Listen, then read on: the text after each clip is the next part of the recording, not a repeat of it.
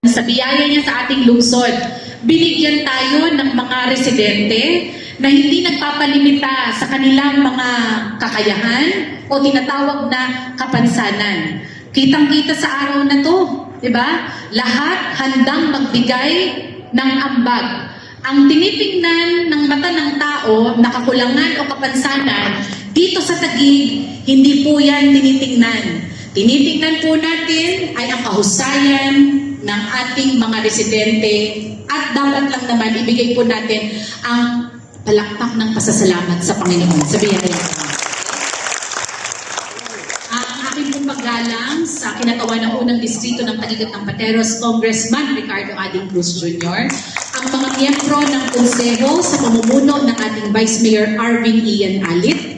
Nakikita ko po ngayon kung saan ako nakatayo ang ating mga magigiting na mga kapitan, mga kagawad, mga SK officials. Pwede po bang tumindig ang ating mga SK officials and barangay elected officials? Tayo po tayo nang ma-acknowledge. Serbisyong makakatulong sa ating mga kababayang may kapansanan. Ito ay sa layunin ng ating lokal na pamahalaan na maging inklusibo at magbigay ng pantay-pantay na pagkakataon sa bawat sektor ng ating komunidad, anuman ang katayuan at lagay nila sa lipunan. Narito ang mga makabuluhang programang matagumpay na naisakatuparan sa lungsod. Una na dito ang birthday cash gift para sa mga persons with disabilities. Bawat isa ay nakakatanggap ng munting handog sa kanilang kaarawan. Ito ay bilang pagkilala at pagdiriwang sa kanilang natatanging kontribusyon sa ating komunidad. Sa pamamagitan ng Taguig Disability Resource and Development Center na pagtutuunan ng pansin ang mga pangangailangan ng persons with disabilities sa ating lungsod. Mayroong itong serbisyo gaya ng Development PD Assessment, Rehabilitation Medical Consultations, Physical Therapy, Occupational Therapy, at Speech Therapy. Dito rin maaaring mag-apply, magproseso at matanggap ang Persons with Disabilities ID, pagpaparehistro sa Philippine Registry for Persons with Disability, birthday cash gift, at scholarship. Isinagawa ang kauna-unahang malawakang eleksyon para sa mga Barangay Association of Persons with Disabilities upang magkaroon ng mga aktibong leader ang sektor na ito sa lahat ng barangay sa lungsod. Layunin nito na mapangalagaan ang bawat person with disabilities at upang mapalakas ang partisipasyon nila sa komunidad. Misyon nila na sa loob ng kanilang panunungkulan bilang opisyales ay mapangalagaan, maiangat, makiisa at aktibong makilahok sa mga programa at serbisyo ng pamahalaan. Bilang pagbibigay ng suporta sa mga lider na patuloy na nagsisilbi at nangunguna sa pagtataguyod ng karapatan ng mga persons with disability sa kani-kanilang mga barangay kasama sa mga programa ng lokal na pamahalaan ang pagbibigay ng allowance para sa mga officers ng Barangay Association of Persons with Disabilities. Nagkakaroon din tayo ng United Nations Convention on the Rights of Persons with Disabilities o UNCRPD at United Nations Convention on the Rights of the Child o UNCRC orientation na nakatuon sa disability language etiquette. Ang pagsasanay na ito ay naglalayong itaguyod ang tamang paggamit ng wika at pag-uugali sa pakikitungo sa mga persons with disabilities.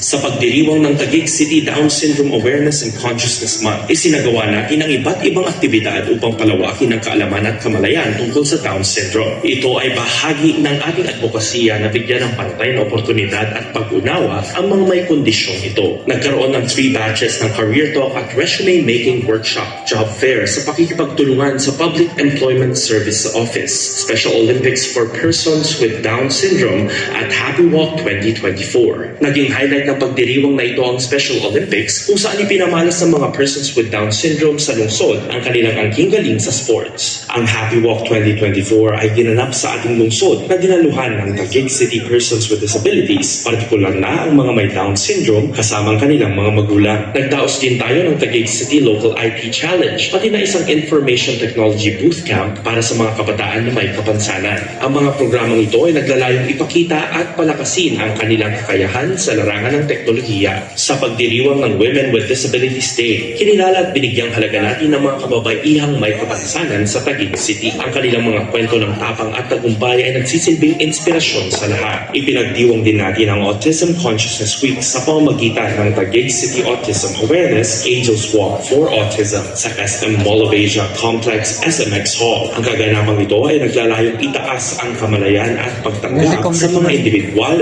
na nasa autism spectrum.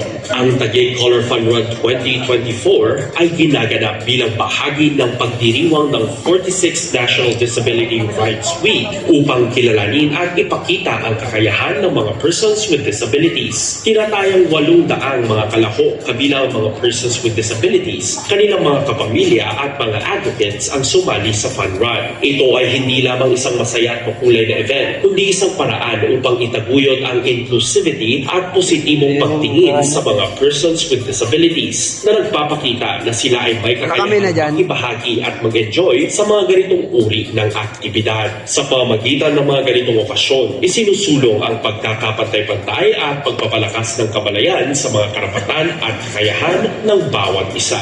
Sa Second Inclusive Governance National Conference, buong puso nating ibinahagi ang ating mga karanasan at natutunan bilang bahagi ng Pitaw Taguig. Ang ating aktibong pakikilahok sa mga ganitong usapin ay nagpapakita ng ating dedikasyon sa pagsulong ng inklusibong pamamahala. Training on Early Detection for Children with Disabilities attended by Child Development Teachers. Ang pamahalang lungsod ng Taguig ay nagbibigay ng isang komprehensibong programa sa mga child development workers upang matiyak na bawat mag-aaral ay nakakakuha ng wastong atensyon at pangmalaga sa kanilang silid-aralan. Layunin nito na makapagbigay ng kinakailangang suporta sa lahat ng mag-aaral, lalo na sa mga may kapansanan, upang sila ay maging aktibong kabahagi sa lahat ng programa at aktibidad. Home Management Training on Disaster Risk Preparedness for Persons with Disabilities and Caregivers. Nilalayo nito na mabigyan ng sapat na kaalaman ang bawat may kapansanan at ang kanilang tagapangalaga upang masiguro ang kanilang kaligtasan sa panahon ng kalamidad. Sa pamamagitan nito, nabibigyan sila ng kakayahang pangalagaan ang kanilang sarili. Araw ng pagkilala for learners with disabilities. Sa lungsod ng Taguig, bawat buhay ay mahalaga. Kaya binibigyan natin ng dekalidad na programa ang mga mag-aaral na may kapansanan sa pamamagitan ng Taguig Yakap Center for Children with Disabilities. Isang espesyal na araw ang kanilang inilaan upang ipakita ang kanilang kakayahan at determinasyon at iparating sa lahat na hindi hadlang ang kanilang kapansanan sa pagtupad ng kanilang mga pangarap. Urban Gardening for Seniors with Disabilities and Persons with Disabilities. Ang programang Urban Gardening ay nagbibigay ng pag-asa at suporta sa mga Taguigenyo kasama ang ating persons with disabilities. Ang mga pagsasanay ukol dito ay isinasaalang-alang ang kanilang pangangailangan upang aktibo silang makalahok sa programa. Malakas ang paniniwala ng lokal na pamahalaan na lahat ng mabubuting gawain ay kayang maisakatuparan ni numan, may kapansanan man o wala. Sa ating caring city, lahat kasali. Ang mga programang ito ay naglalayong patuloy na itaguyod ang kapakanan at karapatan ng mga persons with disabilities sa lungsod ng Taguig. Sa ating misyon na maging isang transformative, lively at caring city, sama-sama nating isinusulong ang isang lipunang pantay-pantay at makatao para sa lahat ng sektor ng ating komunidad.